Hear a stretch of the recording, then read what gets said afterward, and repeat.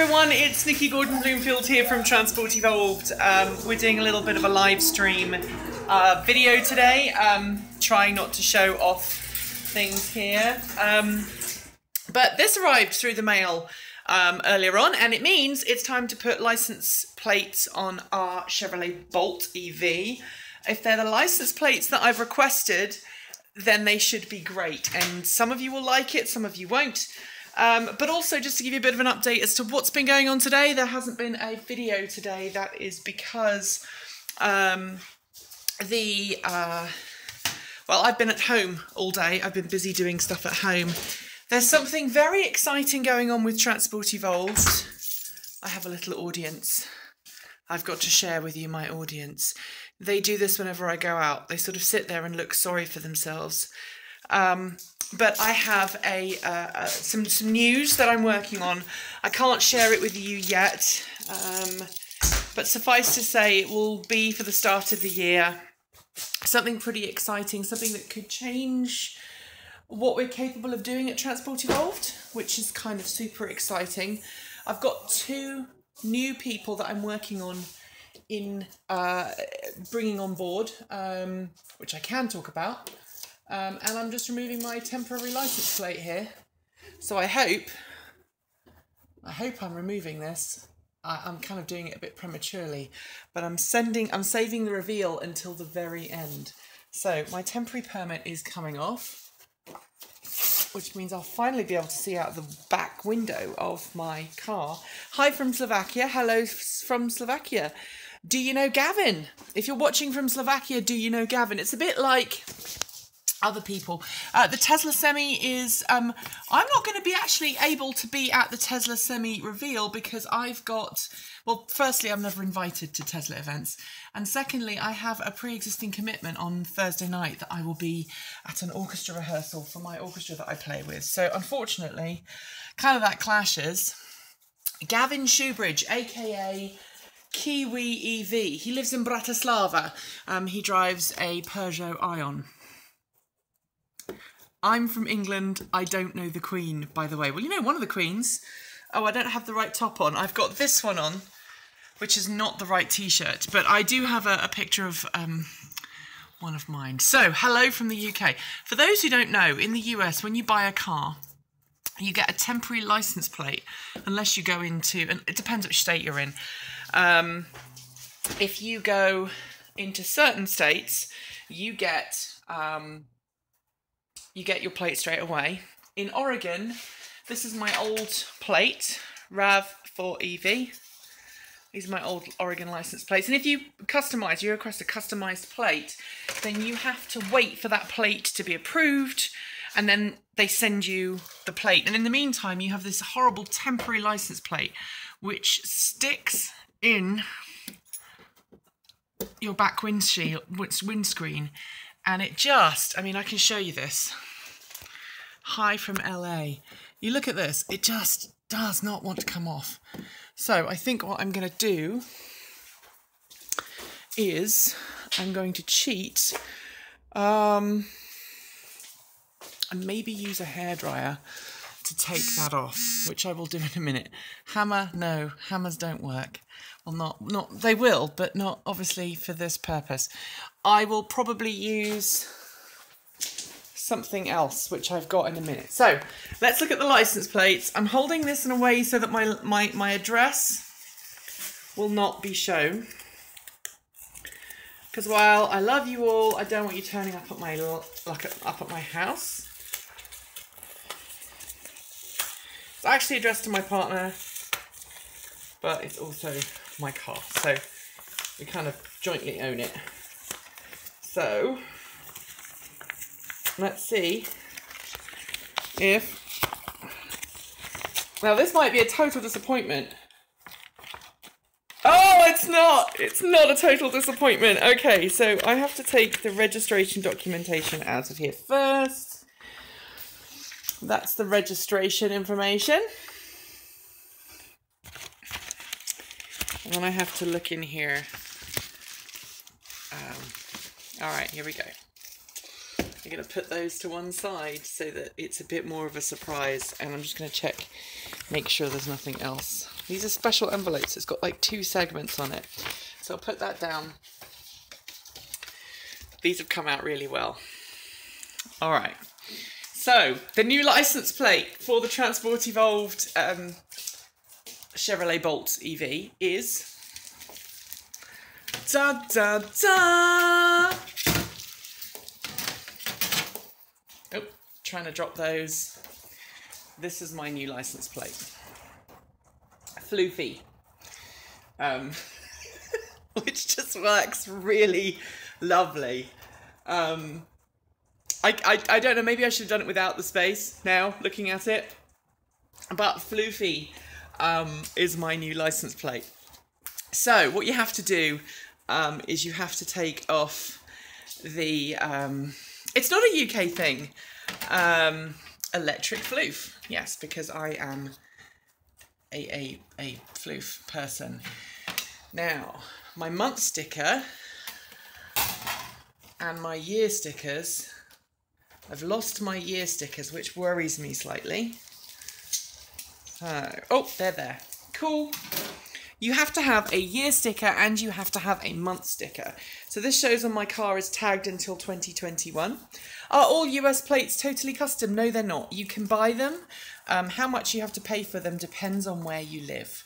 So what I'm going to do now is I'm going to take my license plate. I'm going to try and figure out how to do this in a way that enables you to see what I'm doing. Let me take the 2 license plates. Let me take this back inside. And maybe then we can put the license plates on together, which is very exciting. License plates in the EU are a bit boring. Let me turn on the lights there. So, here we go. I will put this here, and I will take my 2 license plates. This is a Floof E. And what you have to do is here it says there is a month sticker, so you have to put the month on, and then the year sticker on the back. Someone said it was a UK thing. I don't know if you were talking about my customized ones or whatnot, but I actually live in the state of Oregon. I've had a lot of people say that, you know, oh, you Brits, you don't know about America. Hello. Let's apply sticker in space provided after cleaning and drying the surface. Well, it's just come out the bag, so it's clean. Remove backing by bending and peeling at score line. Rub until bubbles and wrinkles are removed. There you go. I have to put my month sticker. Then the month sticker doesn't change. So the month sticker is the one you need to make sure you get right. Because obviously, once you've put that on, you've put that on. And that's for August, because that's when I got the car. So my month sticker is going to be very carefully applied.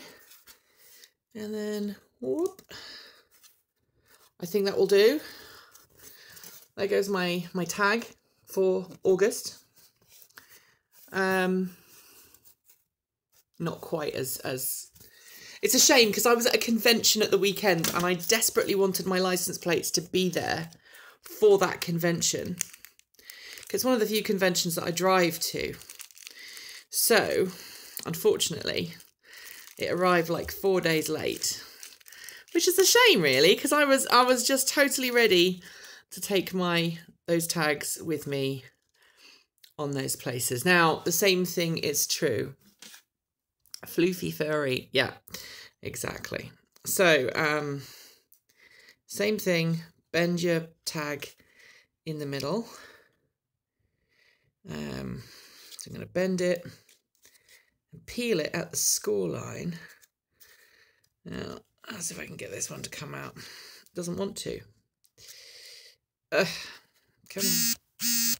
This is where you don't want to break your tags, because if you break your tags, these you can't replace. So once they're on, and they're designed to actually not come off again. Here we go. It's coming off. My tag says 2021. Okay, so the 21, and then what you do is you put that over.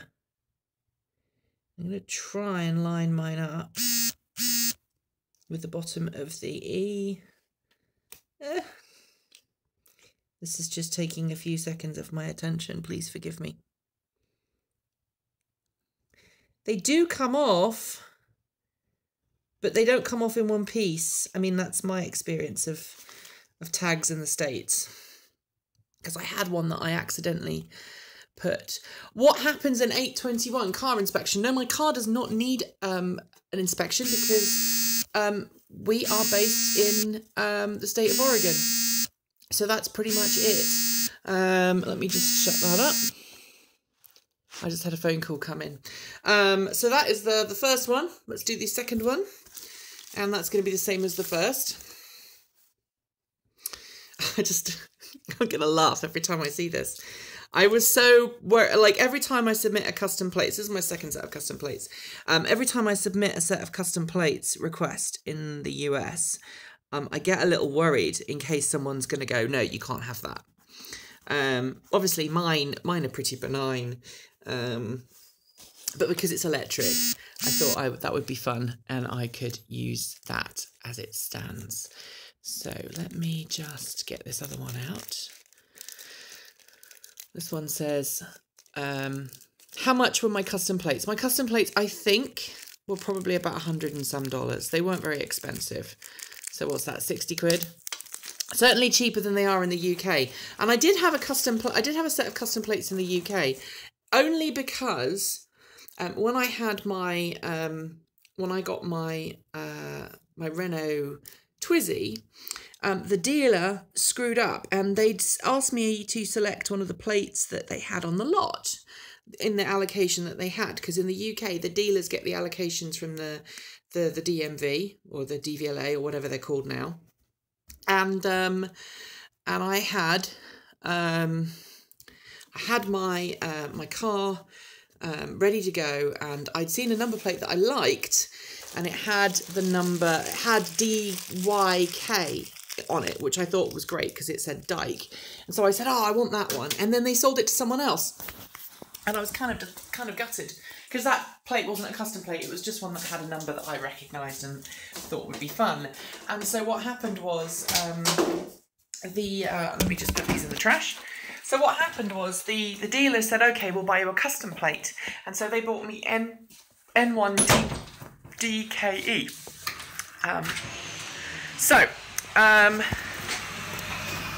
Yes, you can ask your drive in a second. And what happens on 821? My license expires or my plates expire, and I have to get a renewal. I have to get a new tag for my car. That's all that really happens.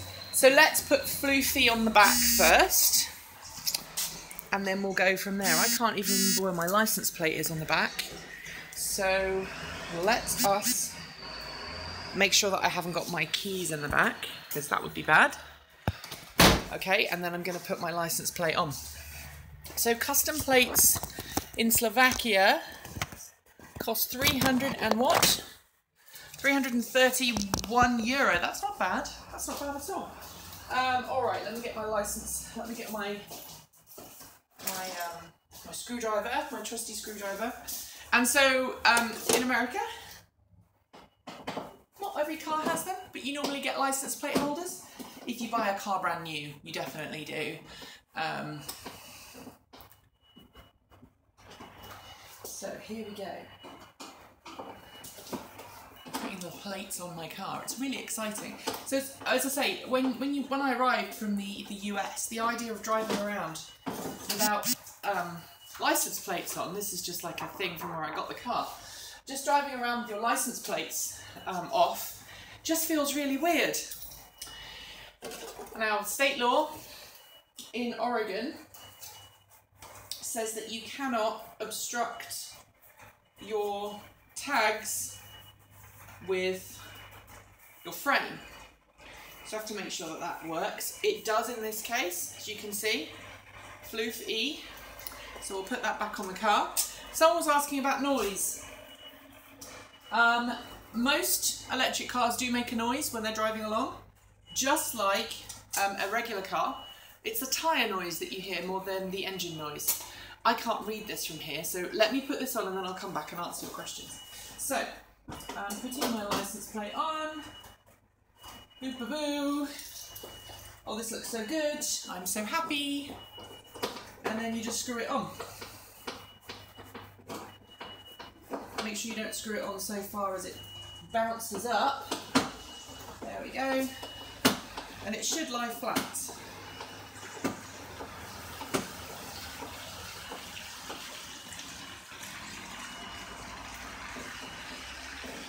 It should lie flat. It's not lying completely flat, but I'm going to take that as an okay kind of thing, because it's got my license plate, my frame and everything else. So give me a second.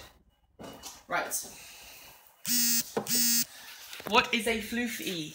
Well, floof is a term used to describe something that's fluffy. Fluffy, floofy, it's a slang word. So if it's a floof, certainly in the furry fandom, floof refers to something that is fluffy, floofy. Someone in a mascot outfit, for example, in a fursuit, they are floofs because they've got lots of fur.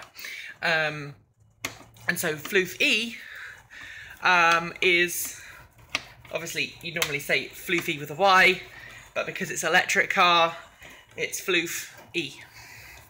So it's electric floof, which I thought was cute and very sad, but also cute.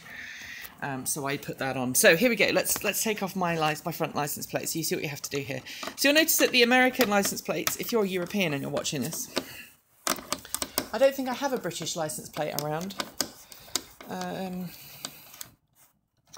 I should also note that these plates, these are Crater Lake plates. They're not the standard Oregonian ones, so you can pretty much have anything on your Oregon plate as long as it's not, you know, offensive.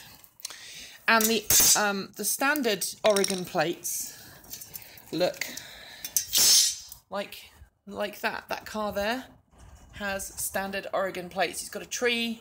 It's the tree design. It's got three numbers and 3 letters. If you have custom plates, you can do that as well. And yes, it is a Bolt EV. So let me put that on there. Let me see if I've still got my old British license plate. I think I do have one somewhere. It's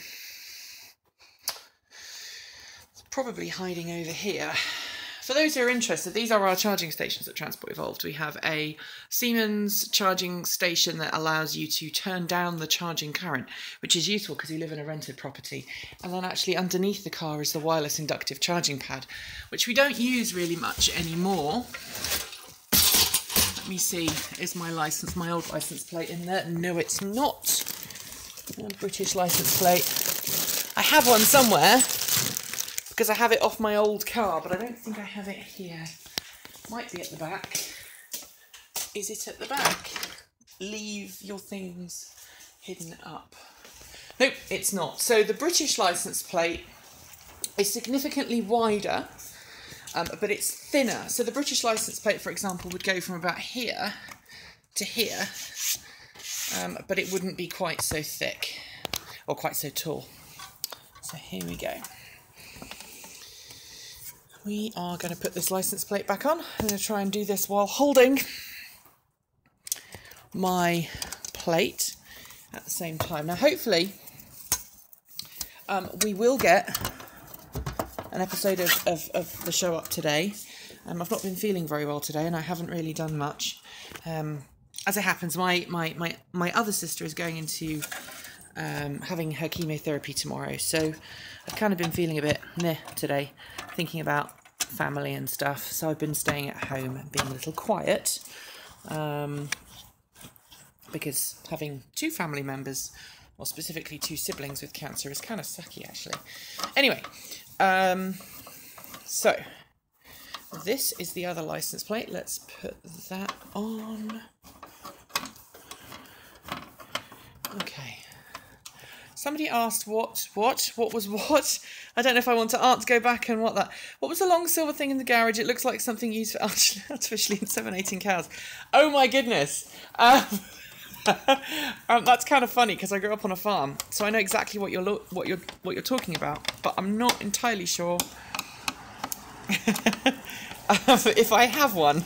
I know I don't have one of those, but I don't know quite what you're referring to. So there you go. The license plate is on.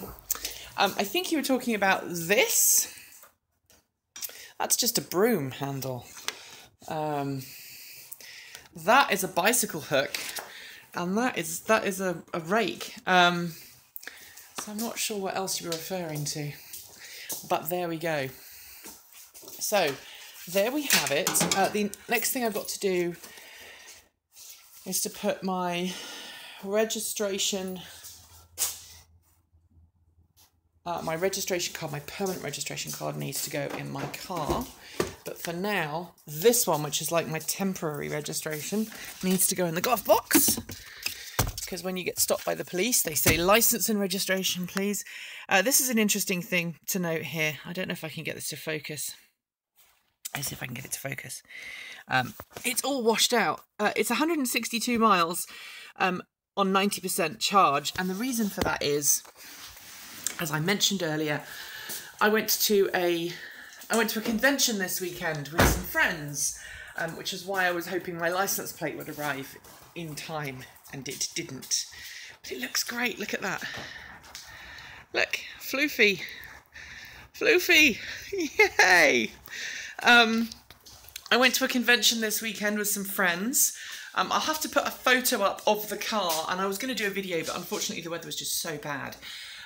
We put a roof rack on top of the car. In fact, right here, this is your roof rack. So that went on top of the car, and it was loaded up with stuff. We had them inside these bags, which are still hidden. And then on the tailgate, we had that thing which fitted in there. So we had a whole luggage on the back here. And before I do anything else, I'm going to ask you to guess what my range was. Fully charged, with 4 people in the car, in heavy rain. 4 people in the car, heavy rain, cold, with the aerodynamic quantities of a brick. We were 7 foot 2 feet high. Currently, this car is less than 5 foot. It's like 5 foot. Sorry, it's less than about 5. I think it's about 5 foot 8, maybe a little lower. But if you go, you know, we had another maybe 1.5 foot on top of the car in terms of height. It didn't actually fit in this garage. I mean, the car with the thing on was probably just about to touch that thing there that I can't even reach. I mean, I couldn't touch the roof of the car with all the stuff on. We had stuff on the back.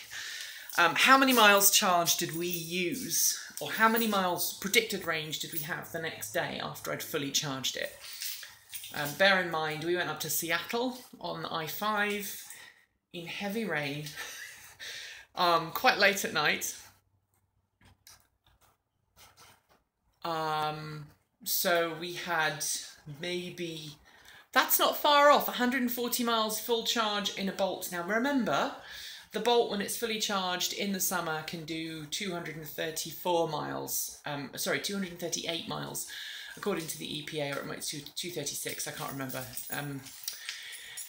But with all of that stuff on, after we got there, it was giving me a range of 180 miles. Which I was, you know, quite heavily laden. I mean, the car was very low to the ground. The bottom, the rack at the back, bottomed out 2 or 3 times in Portland and a couple of times in Seattle. So some of you are asking about documentation. So in the UK, you don't have to carry your driver's license with you. You don't have to carry your vehicle, your V5C or whatever they call it now, with you. All you have to do is to be able to produce it after an accident.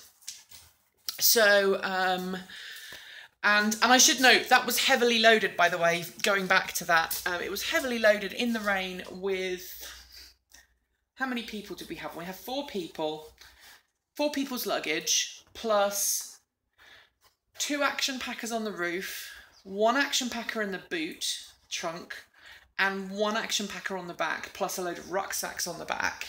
So there were in total, I think there were 9 fursuits, which aren't particularly heavy, they're just bulky. So it was kind of bulk and then weight.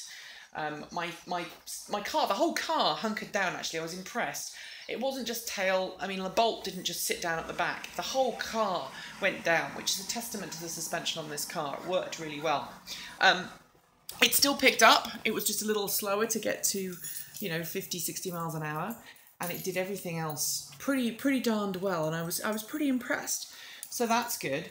I no longer have to worry about, I've just realised I no longer have to worry when I go into parking, remembering my registration, because I now know it, which is fantastic. And I also can go to my, to the office complex just up the way and give them my stuff. So it's pretty impressive that this car managed that trip in pretty good weather. But back to the UK, yeah, you don't have to carry your license with you, or you don't have to carry your driver's license with you. But if you have an accident, you do have like a half day. Sorry, you have a week to do it. Hi, Kia. Hey, Kia. I'm gonna wait for Kia. She's a friend of mine to notice this license plate. Do I ever get range anxiety? Not in this car, I don't. Not in this car. Nope. I don't get range anxiety at all. So, you know, I'm pretty good. I don't think we got range anxiety. I mean, we have on long trips down to Grants Pass before. Funnily enough, that was in the heavy, and when we had the smoke, that was horrible. And when we had the forest fires. But I haven't had it for ages. So that's, you know, that's fine. And we've got our winter tyres on, so we're ready for a trip up Mount Hood, which is fantastic. The car itself is doing really well. I mean, some of you have asked about, you know, how's the car holding up. I tend to keep my car pretty clean. Kia is like delayed reaction. Floof E, yes, that's Floof Electric, or Floofy is it's a pun on Floofy. So we use one of these dog things for keeping our seats pretty cool. I mean, that's after the road trip, so I haven't cleaned it since the road trip. Your fit, finish and trim's pretty darned good in this car. It's been pretty reliable. These Kurgo dog hammocks are fantastic. Model 3 Tesla's available for the general public to buy yet over there. Over where? In America? No. Are you booked for TeslaCon 2017 yet? No, I don't even know about TeslaCon 2017. I would love to go. I don't even know where it is. Maybe someone should invite me. I mean, I'll get there. I would love to go. The reason why I don't do anything Tesla is because, you know, Tesla has been really funny with me. They are with everybody. Unless you are a Tesla owner, getting hold of a Tesla to review is impossible. I mean, it's impossible. TeslaCon is online. It's an online conference, huh? Lovely. Send me the link. Send me the details. I would love to. I've been kind of out of the loop because I've been doing things for this big event that's coming up in January, CES, and I've also got great Ben Sullins from Teslanomics, fantastic. So that's cool.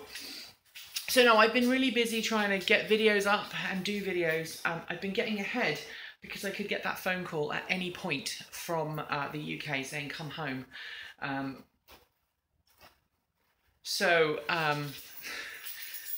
Yes, so I mean that's not a very pleasant thing to be waiting for, but it will happen soon, probably.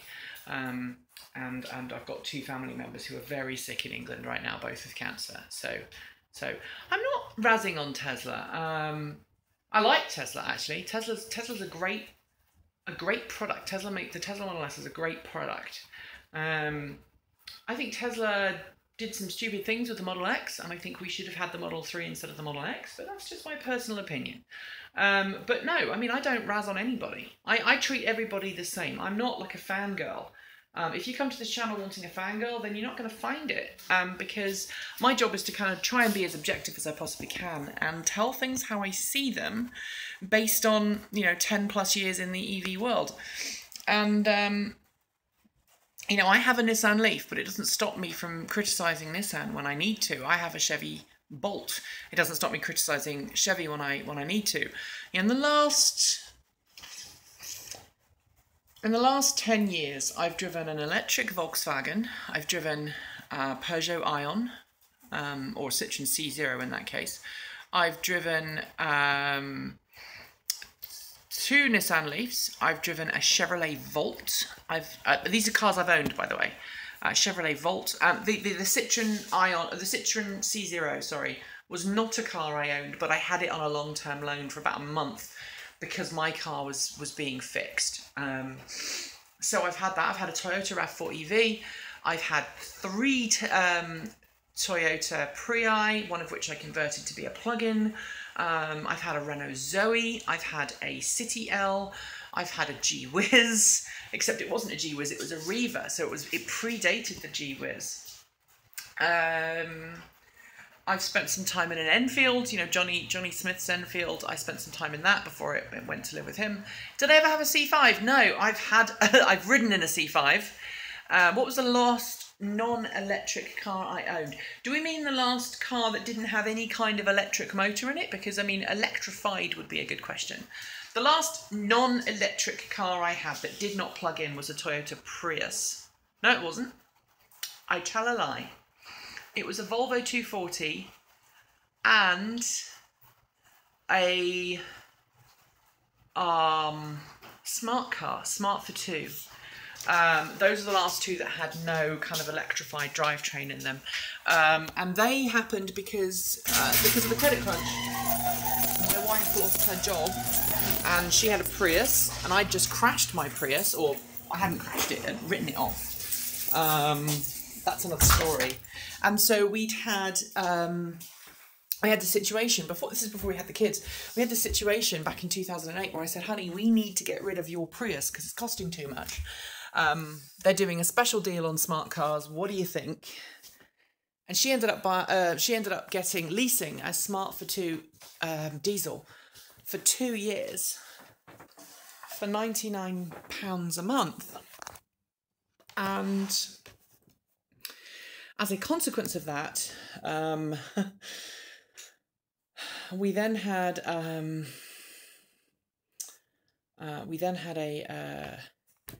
Volvo 240,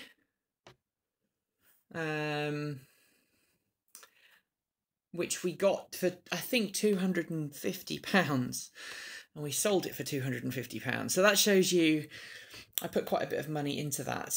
But that was the other car that kind of got us through. And then we had the Leaf, the first gen Leaf we got in 2011. So the last fully non-electrified car we had was 2011.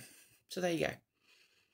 Then we had a Prius for a short while, which then ended up going with, you know, other things. You like dogs and one British. Tesla owner is converting his... One British, no, it's a company. They're converting a the company are converting a Tesla into a shooting brake. It's great. It looks great. I'm just checking my time here. Please bear with me a second. I have a meeting shortly that I need to attend, so I just wanted to make sure that I was okay time-wise for that. So yeah, I mean, I've had a real collection of cars over the years, and it's been great fun. And electric wise, I've been pretty much all electric now for the best part of well, the first electric car I bought was 2007, so it's been 10 years of driving EVs. I had an EV before that, but it wasn't mine. Have I ever driven a Spark EV? I have. I love them. In fact, the Chevy Spark EV was on the list alongside the Fiat 500e when we were looking at replacing the RAV. The RAV got to a point where it was costing us a lot of money. We just couldn't keep it on the road. And the guy who was helping me fix it was unable to help me fix it in a timely manner. And so we were looking at either having to hire cars or basically spend a lot of money keeping it in the garage. And for those who don't know, running a YouTube channel like Transport Evolved is a full-time job. We don't have a lot of spare time. I don't have a lot of spare time to do other things. Hopefully that will change in the not too distant future with the news I cannot tell you yet. Let me see. Let's see if I've got any email.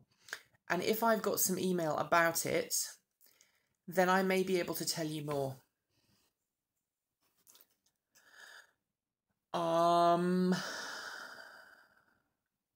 no, I'm sorry. I can't tell you any more about it yet because I don't have the email. I have to sign a couple of contracts before I can tell you about it. But essentially, hopefully Transport Evolved will become a bit easier for me in the not too distant future. What are the top 5 things a new EV driver should learn in your opinion? 1, how to coast. 2, how to read the gauge, the gasometer, so that they know how to get from point A to point B. 3, how to modify, what factors affect range for your electric vehicle, i.e. how to maximize your battery pack using all of the techniques, whether it's keeping your tires inflated, whether it's making sure you drive efficiently, whether it's choosing an appropriate route, etc., or even just things like knowing, you know, I mean, like this trip I made last on when was it? When did I go up there? Thursday last week.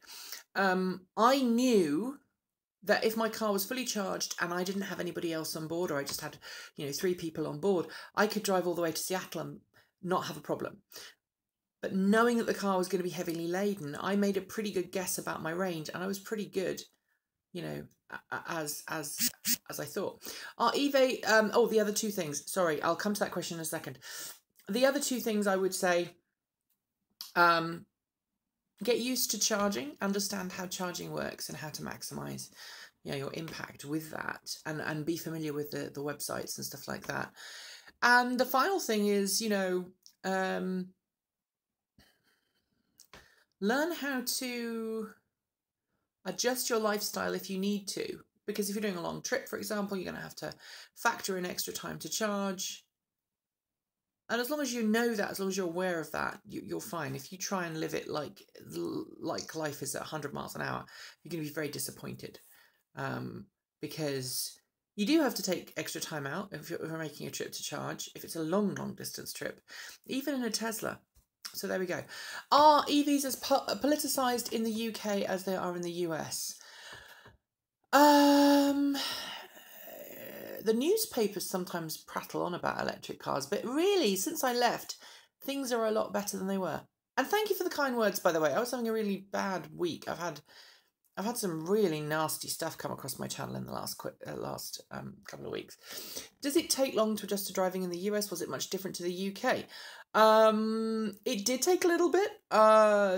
Freeway intersections, for example, are slightly different. I live in Portland, so Portland's kind of driving is a bit different anyway. But the thing I think that really got me is the traffic light sequences are different. So in the UK, you know, you go red, amber, green, amber, red. In the US, you go red, green, amber, red. So there's no kind of get ready to go. What do you think will be unveiled at the Tesla Semi event? I think we're going to see a Tesla Semi. I think we're also going to see some artificial intelligence. Yeah, petrol heads complaining, but not necessarily petrol heads, just people just generally taking a dig at me as a person, you know, calling me fat, ugly, whatever. And yeah, I am a little overweight, and I'm working on that, and I acknowledge that. Maybe it's just people hitting too close to the bone. Do you think that Tesla should be spending time on the Semi, or should they be totally focused on Model 3? Okay, so this is the thing. Tesla needs to breathe. Tesla needs to breathe. And I think Model 3 is something that Tesla needs to focus on really, really hard. I think Tesla Model 3 is a car that needs to be in the marketplace sooner rather than later, because people are going to struggle otherwise. I run a Nissan ENV200 van. I love that. And the Leaf, and it works. But non-EV people just don't understand them yet. That's true. Do you know if the Electrify America 3 charger installations are in progress? They are. Thank you. And thank you for the kind words. That's great. I think I took exception also to you know, my good friend Kate Walton Elliott also getting the same kind of idiotic things going on. It saddens me, honestly. It really does. I'm one of these people, if you can't say something, if you can't at least be civil, please don't say anything. So, do you think Tesla will maintain their industry position as the EV marketplace, or do you think the two they will fade in a year or two. Well, Tesla's more about energy, I think, more than anything now. The cars are kind of like a secondary product, really. I mean, Tesla's biggest market now is energy, especially big stuff.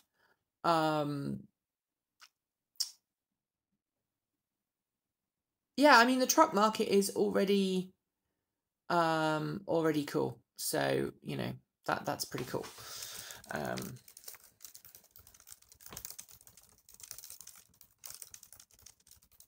My Bolt does support DC charging. I have CCS. And I wonder how many of your fans are awaiting the Tesla Model 3. I am one of them. Well, I'm working on a script right now. At least I was earlier on until Google Docs went down. And it was talking about, here we go. Should you wait for the Model 3, and are reservation holders waiting for the Model 3? And the signs so far are yes, people are still waiting in general for Model 3. Should you? That's up to you. It's personal choice. Can you repeat your answer regarding Tesla's focus on the Model 3 versus Semi? The stream got stuck for a bit. Well, essentially, I think that Tesla needs to focus on Model 3. I think energy is eventually where Tesla is going to be. But you know, I think Tesla needs to focus on the Model 3 because it's invested a lot of money in it, and investors need to see outcomes and sales. What will blow the back of our skulls out at the Semi event, as Elon said on Twitter? Hello from Greece. I think if we are looking at, sales, and what will drive sales and blow our minds, I think we have to think less supercar and more distance. So I think the range of this Tesla is going to be something that they're going to be looking at, because that will obviously work with sales. I think also the autonomous driving. I think Tesla's going to really go for autonomous driving. Possibly platooning, so you have one driver and 6 trucks or something like that. I think it would be very interesting. But bear in mind, I mean, just think about how long it's taken Tesla to get, you know, we first got the Model S in 2012, which was several years after we first heard about the Model S. We got the Model X a couple of years after we heard about that. We got the Model 3 a year and a half after. But bear in mind also, I mean, if you look at some of the reports online, the Model 3s that are coming out now, a lot of them are reported to have, you know, investors took rides in the Model 3, and one investor, you know, was very kind of, well, there was panel gaps, there's quality control issues with the Model 3 that wouldn't fly if it was in a wider, you know, a wider interaction. Sorry, I've lost my train of thought though. The panel gaps, etc., would not pass for general population. They would want their cars fixed. Kia ora from New Zealand. Love your show. Don't let the haters get you down. Hello. Kakite. I can say that now. I'm learning. Kia ora. I'm learning Maori. I'm not doing it very well, though. So there we go. What else are we saying? What else are we seeing here? What do I think of autonomous driving? Would I miss driving? Yes, I would. Definitely. What's the general time frame until people are available to purchase a Model 3? Well, it depends on where you live. If you're in the States, you should start to see them at the very end of this year. If you're in the UK or one of the other countries that are kind of further down the line, it could be a year or more before you see them. And also the Doug DeMuro review was very good. I like Doug. A lot of people don't like Doug. I like Doug DeMuro. I think he's great. I think he's fun. I was going to invite him to drive you know, I was going to invite him to drive the RAV4 EV, but no, you know. So there we go. I think I'm up to date with all these questions now. Do you think Chevy is treating the Bolt as a compliance car? They don't seem to be pushing it. No profit. Well, it's got, you know, damn good sales right now.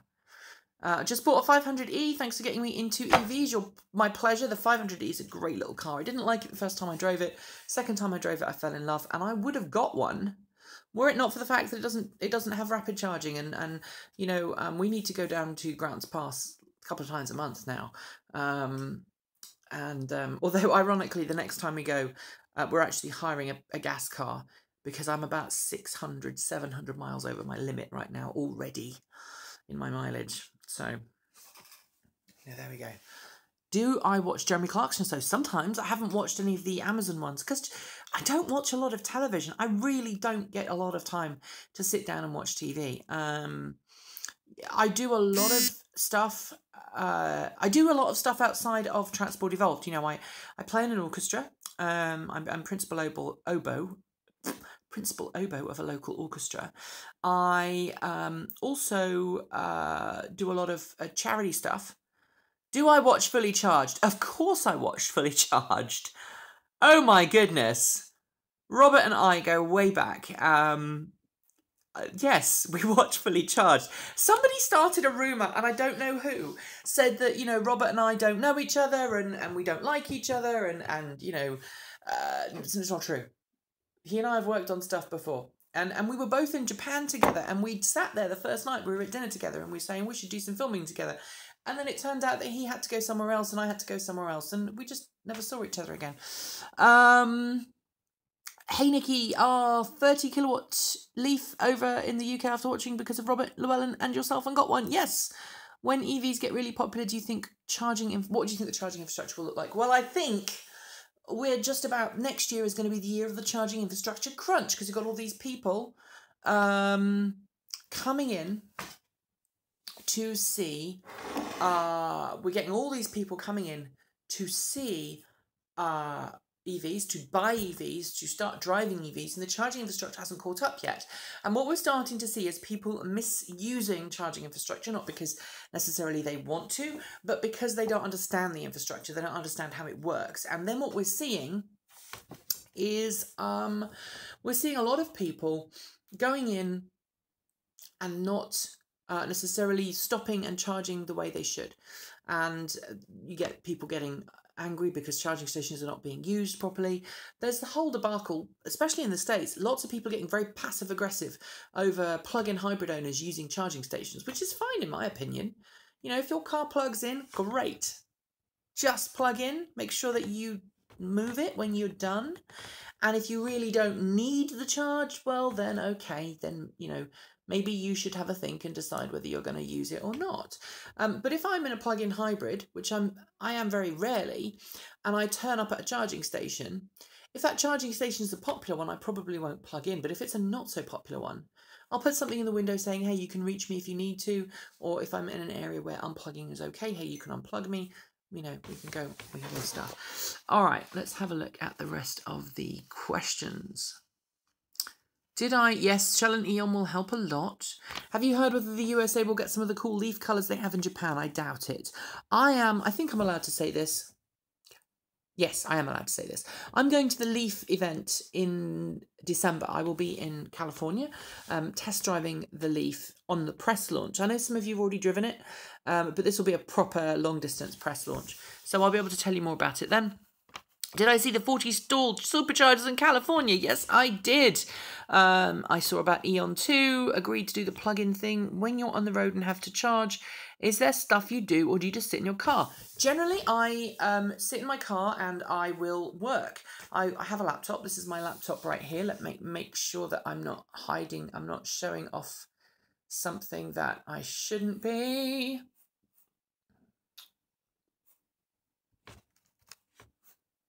Closing my windows. Make sure I'm not kind of giving away any trade secrets. So this is my laptop. I use my laptop all the time. I work on my laptop and that is it. I don't know why that's a Queenie photo. That's kind of just the lower half of Queenie. It's just the way it was taken. It's a full photo and it's stretched it and shrunk it down. So I use my laptop when I'm on the road. I use my phone when I'm on the road. If there's a coffee shop, I'll go and sit in the coffee shop. You know, a lot of the videos I have a memory slot and I do edit videos. I also have hard drives, portable hard drives that go with me. My freezer was in the garage defrosted because my car charger was pulling the power. Bye-bye Finder's crispy pancakes. You can make those again. I'm getting my I'm getting a Bolt next year when my Murano lease is up. That's a change. Can't wait. Hi from Calgary. Hello. I hope you've got lots of snow and it's not too cold. I like Calgary. I haven't been, but I like it because that's where my mum spent a lot of some of her childhood. Let's see. That is hilarious with a Queenie photo. Hopefully it will change to another one in a minute.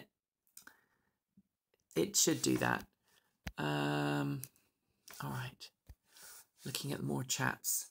When do you think we'll see BEVs below $30,000 with 350 plus miles of range? Probably another couple of years, maybe a little longer. I mean, it depends how aggressive these other companies are going to be. You know, I mean, people keep asking me about this. We are looking at a future where, while the US is, you know, very anti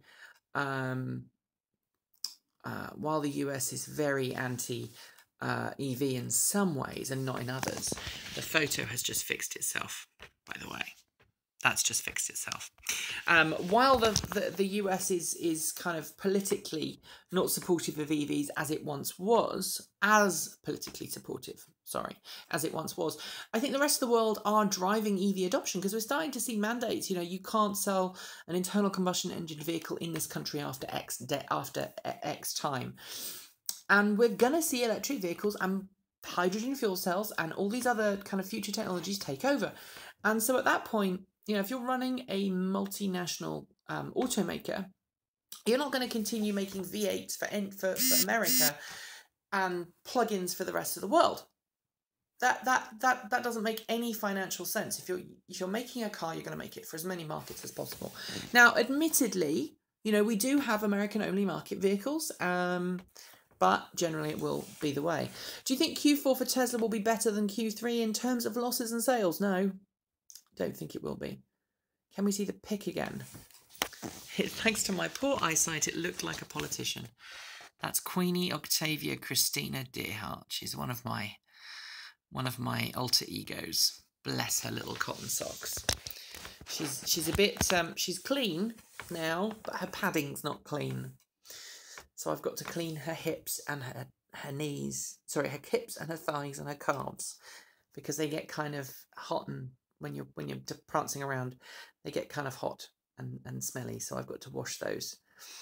So she's not ready to be worn again, bless her. She was at the convention. She was one of the characters I took, and the other one needs to be washed completely because he hasn't gone in the washing machine yet at all. I also need to wash her head, but that's something completely different and not related to electric cars. So, panic over. Glad it was something normal. Normal for me, maybe not normal for other people, but normal for me. Yes, okay. So this has turned into an hour-long stream. Wow, I was just kind of going to show you that my license plates had gone on, but now I guess this has come into another thing. Toyota seems to be invested in solid-state batteries. Anything to these claims? Yes, Toyota is investing in solid-state batteries, but Toyota is one of those automakers who doesn't need to announce what they're doing until they've got it ready. You know, Toyota's got a massive amount of money. You know, and that's part of the challenge that Tesla faces. You know, Tesla doesn't have money. It has promises.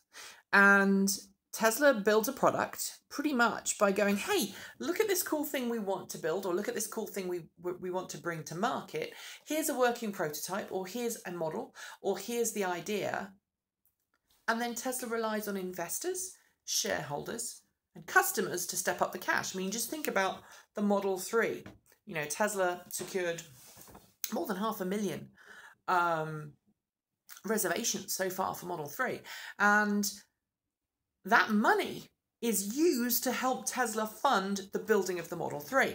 I mean, imagine Apple doing that, right? Imagine Apple coming along and going, great, we've got the new iPhone. This is the new iPhone here. This is my old iPhone, actually. I don't use an iPhone anymore. I'm talking to you on a OnePlus 3T. This is our new iPhone. We're going to be making this in a year's time. This is going to be our phone.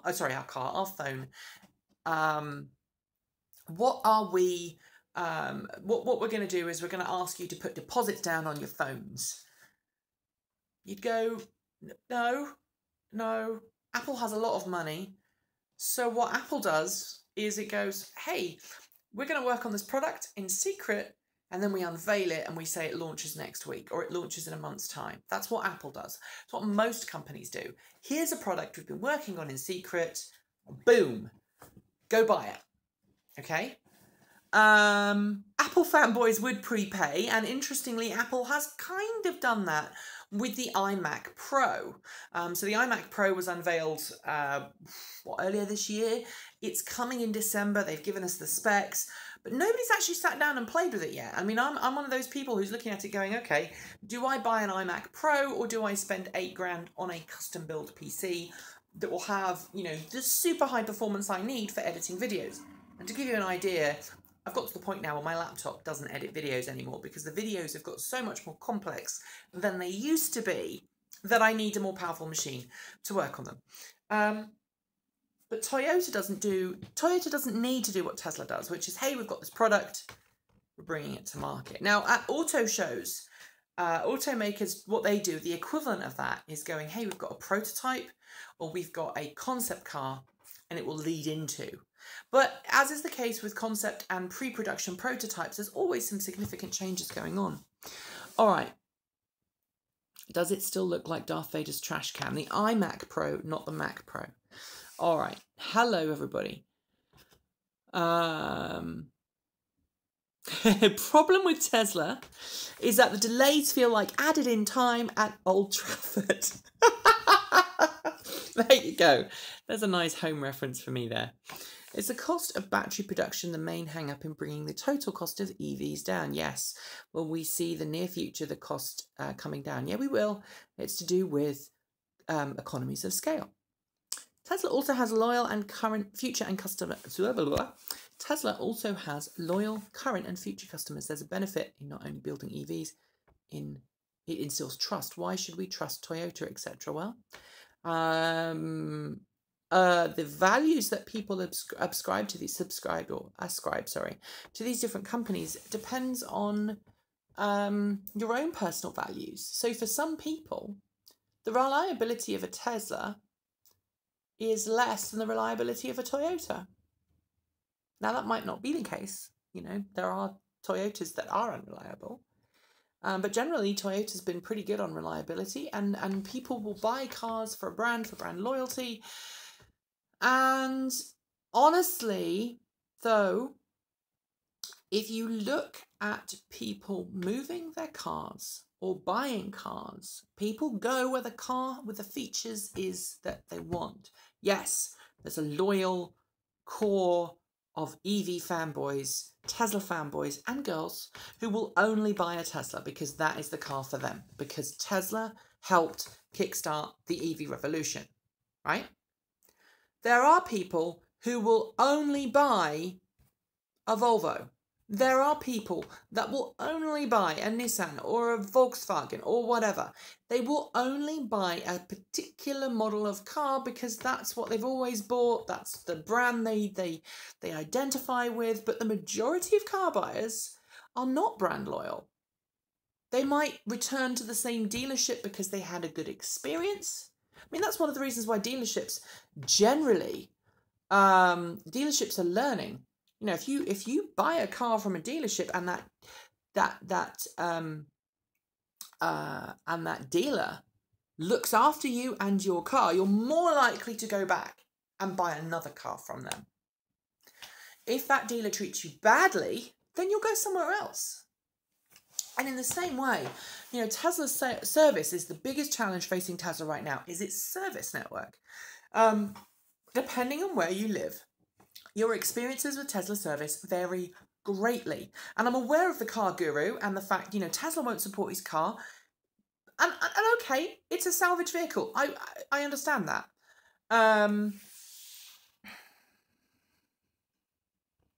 don't like the idea of a camera in the car looking at me. Yes, I don't really. I live in Lichfield, UK. How does the Leaf handle the winter snow on standard tyres? Not so great. You can do it. Not so great, but Lichfield doesn't get a huge amount of snow. Which car companies do you think are really serious about going deep into electric vehicles? I think they're all going to do it.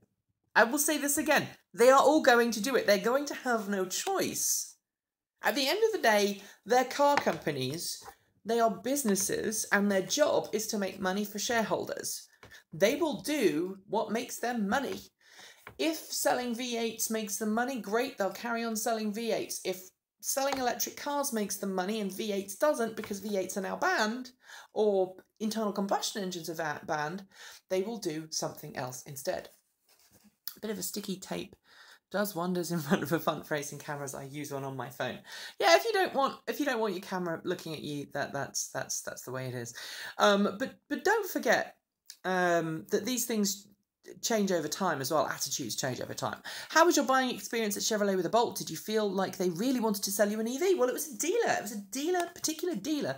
I went to a particular dealer, not to Chevrolet the brand, and that's the other thing I think that people forget, especially if you're not in the US. Over here, you go to dealers. Dealers are either part of a larger group or they're part of a smaller chain, and they will sell you multiple different types of car. They will very often not necessarily in the same location, but you'll find, so the dealer I bought my car from was a Chevrolet dealer and also a Subaru dealer, because Portland. And so I probably could have, I could have chosen either of those cars, but for me, the buying experience is not your average person's buying experience, because I'm going into the dealership with, frankly, shit tons of stuff up here already on what I want from a car. And, I might play with the salesman a little bit, but generally I come clean fairly soon afterwards and go, hey, I know what I'm talking about. I want to buy this car. And generally they go, okay, this is an easy sale, which is what happened. And I think that this particular dealer did want to sell me the Bolt. They are one of the top sellers of the Bolt in the area. They had like 20. So it wasn't a big deal. Is the ad-pocalypse still hurting a little bit? It's better than it was. But thanks to those of you who've dug into your pockets from Patreon, and you really have helped us go up a gear. And the news that's coming has got something to do with that, but I'm not going to say what it is, because I can't until the contracts have been signed. Traditional automakers have consistently dragged their heels on selling long-range EVs. Well, okay. Here's the thing. If you run a business, and you have to think of this in a business sense. If you run a business, and your business is doing thing A, and somebody comes along and says, hey, you need to stop doing thing A and start doing thing B. And you go, well, I don't really know about thing B. I'm going to do thing A. Because thing A is making me money. I don't know if thing B is going to make me money. Then you're going to carry on doing thing A if it keeps making you money. If it doesn't make you money anymore, you're going to go and do thing B. And I think that's the reason why we've seen such reticence at this point. And this is not intended to offend anyone. Engineers like what they know, and they know what they like. And business people are the same. They know what they know and they like it. And I think you have to be a bit of a visionary to be able to go, okay, we're going to do it differently. And these are the reasons we're going to do it differently. And moreover, I believe that doing it differently will make us money. And you have to convince other people of that too. I'm not going to call names here, but I mean, a good example is Transport Evolved. I set up Transport Evolved originally as a bit of a hobby, as a podcast, as a bit of fun. And then when it became a full-time job, I had a couple of people on board and we were talking about direction. And there would be discussions, disagreements about the direction. And one particular occasion, I had somebody who was involved with Transport Evolved in the sidelines going, I don't think you should just go to YouTube videos. It will kill your site, because I was all writing stuff. I was writing stuff for the web. And they said, don't go into producing videos. It's not gonna happen. It's not gonna work. And I called their bluff on it. And actually, Transport Evolved has exploded since I started doing just videos versus what I used to do, which was on video a week, the occasional review, and the rest on a written site. And I did it because I realized I couldn't compete with the likes of a bigger website with more writers, and therefore that's why I switched. I went to a Chevrolet dealership. One of the salesmen wanted to buy an Equinox. I saw the brochure for the Chevy Bolt. I asked if they had any. He told me yes, the bolts were kept in the back of the building in the lot. He just glossed over my interest. That's down to individual dealers, I think. And if you're somewhere like Portland, which is a very kind of, it's Portland. People are going to be more supportive of EVs than say they might be elsewhere in the world or in the US. I mean, I don't expect that my buying experience would be the same in, say, for example, Minnesota than it would be in downtown Portland. You know, I don't expect that I would have that same experience. And it can be quite localized as well. You know, I mean, I'm sure if I went to Southern Oregon, I went to one of the smaller cities or towns in Oregon and tried to buy a Bolt EV, I'd probably be laughed at. So my dealer has the bolts right out the front, just a dealer thing. Yeah, exactly. That's exactly the point. It's down to the dealers, their training, and it's also down to how the dealer is run, the dealership is run. If the person, again, it's down to the business, the person who's running the business. If the person running the business thinks that EVs are a good idea, that dealership will sell EVs. If the person running the business is like, then they won't. But at the end of the day, you know, dealerships have to make money, just like car companies have to make money. And I've always been a supporter of the idea of electric vehicles being promoted through, you know, encouraged through the use of tax breaks. Not necessarily for buyers, but for production of EVs. And, you know, the opposite, penalties for those who produce polluting vehicles. Because if you make electric vehicles a more attractive option, people just go for them. They just go for them. And it does. It depends on the red or blue states. And Charlie, you just said what I was about to say, which was the dealers have to spend quite a lot of money on training and equipment, and they also have to train their service staff. So you have to have a training certificate to work on high voltage vehicle systems. Not only that, but you also have to train on that particular vehicle if you want to do warranty claims. So if your dealership is doing a warranty claim on your vehicle, the person doing the warranty claim work has to be an authorised technician who has been authorised by the automaker, attended a course to ensure that they can do the work, the warranty work, to the manufacturer's original specifications. Because if you imagine, if someone comes in with warranty work or claim and the warranty is done poorly, the warranty repair is done poorly, the dealership doesn't pay for the warranty repair. The dealership invoices the automaker for the repair. And if that repair is done badly and the car has to come back, someone loses out financially, and it's not the customer. So, you know, everyone is interested in making sure that happens. It's nice coffee. It's a bit cold now. It's a bit cold. Do dealers try and persuade you not to buy EVs?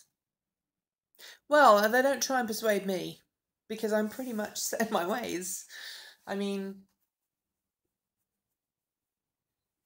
but I'm one of these people who does a lot of research, and it comes back down to this as well. You need to do your research. Whatever you're buying, you need to do your research. So right now, the thing I can't talk about is requiring me to do lots of research, which is one of the reasons why I'm not at work today. I'm at home. I'm working from home. Am I going to the Tesla event tomorrow? No, I have not been invited. I will be in an orchestra rehearsal instead, playing first oboe for a Christmas concert. Well, it won't be the Christmas concert. I'll be rehearsing for the Christmas concert. So there you go. I'm answering all the questions and you're all kind of like, I don't know if anyone's still watching. So several people have asked me about what I expect to see at the Tesla event tomorrow. I don't know. What time is it tomorrow? Can anyone convert it to a UK time? It will be 8 PM, I believe, Pacific Coast time, which is... I'll come to the Mozart in the Jungle in a second. You must love Mozart in the Jungle. I've watched one episode and I just kind of went, oh my lord. So let me think about this. It's 8 hours behind you, so add 8 hours to 8 p.m. and you're going to get to... Is it at noon? Really? Am I missing something? In which case I will be able to cover it. Wow. Might even be able to do a video about it tomorrow. That would be fun, wouldn't it? Tesla reveal event. Let's find out. I can't remember. It's going to be...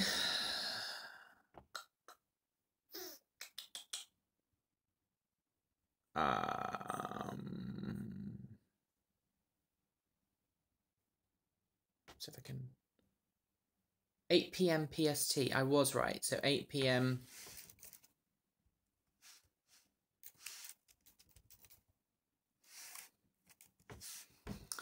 It's going to be 4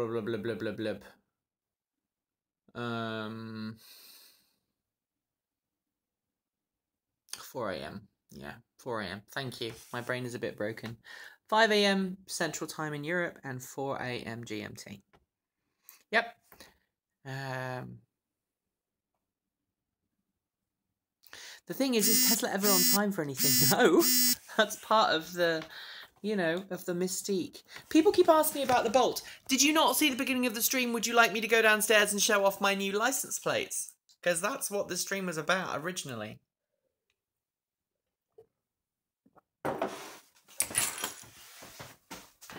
All right. Did I lease the Bolt? If so, do you think there will be handback issues? No, not really. How long have you had the Bolt? I've had the Bolt since August this year. I have done 4,775 miles, I think, now. There was a dog. Sorry, dog. I need to keep an eye on the time. What are you doing in there? Are you hiding in that room? Make sure that there wasn't any nasty dog sickness or anything in there. Right. So this is the reason why I started the stream in the first place. Was because my car has a new license plate.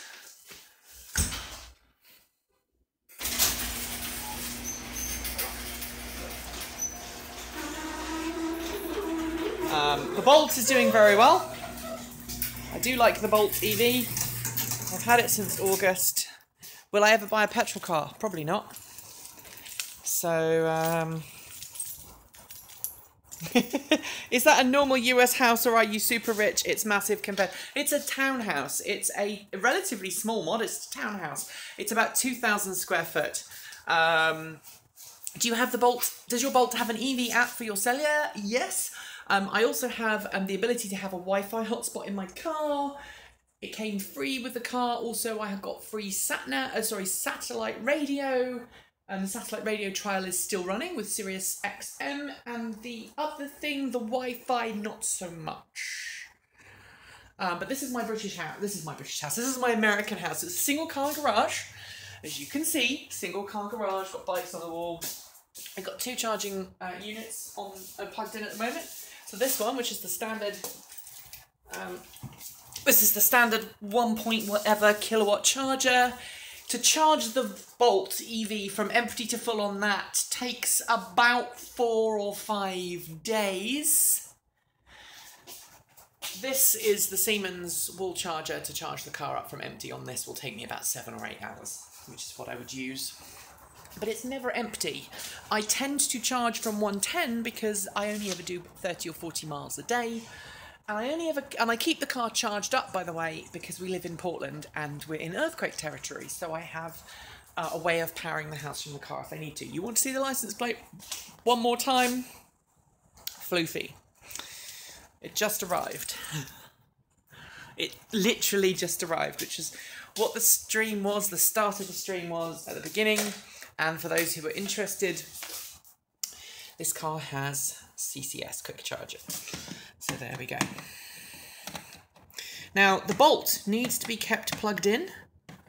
That's because It's a little, tiny little drain to keep the car's power systems running.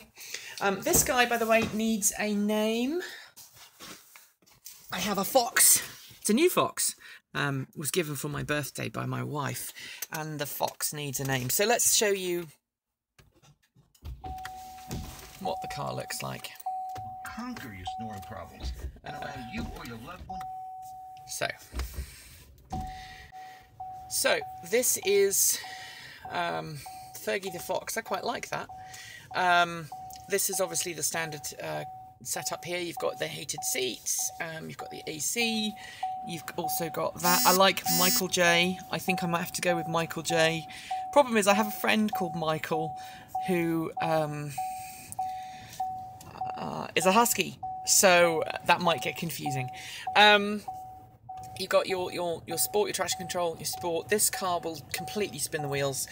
You've got Apple Auto and whatnot. Can I warm the car, etc., etc.? Yes, I can. So that we drive the way. Basil, boom, boom. Oh, Basil Brush. Yes, maybe. Gosh, that's showing my age. Basil Brush, I remember him. So the nice thing about this car is obviously it's got a it's also the lights will stay on. This is a bit weird. It's part of the bolts setup. Actually, I'll show you this. It's quite clever. If you're parked, this is part of the American requirements. Watch. If I can't really show this to you. Here we go. So if I shut the door, these are the tail lights. If you lift the tailgate up, the lights go down there. See? That's how it works. So there we go. I also have a hitch there that's not built for towing, but I had a rack similar to that. Not that rack, one similar, for carrying luggage the other day. So, yeah, this is just a standard British, standard American townhome. It's 3 bedrooms, so there we go. Did they ever get Basil over there? I don't think so. Will you get another EV anytime soon? Well, not the Bolt. I mean, we've got the Bolt for 3 years, so we're fine. My daughter turns 15. Gosh, my daughter turns 15 in August. She will probably want to learn to drive, and we will probably keep the Leaf that we have, so she can learn to drive in that, because, you know, Leafs. Our Leaf now only does about 50 or 60 miles per charge. So that's our short range car. It's the one my wife uses to get to work. And I use the more modern one. Or do you want an EV? Ooh, that depends what day it is and how much she's trying to piss her mum off. For those who are interested, this is the Transport Evolved studio as it stands right now. I was meant to be filming earlier on today. Camera teleprompter goes there. 1 light, 2 lights, 3 lights, 4 lights, 5 lights. The green screen goes there. And that's what the studio looks like when we are filming. Does the Bolt feel faster than the i3? Well, it is faster than the i3, so yes. Yes, it does. Quite a bit. It's got 200 brake horsepower, so it's pretty fast. So there we are. Let me just check my time, because I'm going to have to go in a minute. But I've had a fantastic time. Am I allowed not to put a video up today now I've done this live stream? Because this has been 1 hour and 20 minutes. Found my daughter a 2009 Toyota Camry Xle 4-cylinder gas, 27,000 miles. I thought you'd go for the new Leaf. My wife doesn't want it. She's quite happy with the one she's got. And we're trying to save up to buy a house. So this is a rented property. So we're saving up to buy a house. So there we go. Up to you, your channel, your rules, damn straight. I like that attitude. I do. I've got 2 scripts. I tend to film in batches, which is why the filming gear's up, because I tend to film in batches, and then I film in batches and then I edit in batches because it's easier on the family. At least for now. Nudge, nudge, wink, wink. Can't say any more. So there we go. I have a phone call coming in, so I'm going to have to go. But let's talk soon, everyone. Take care. See ya. Bye.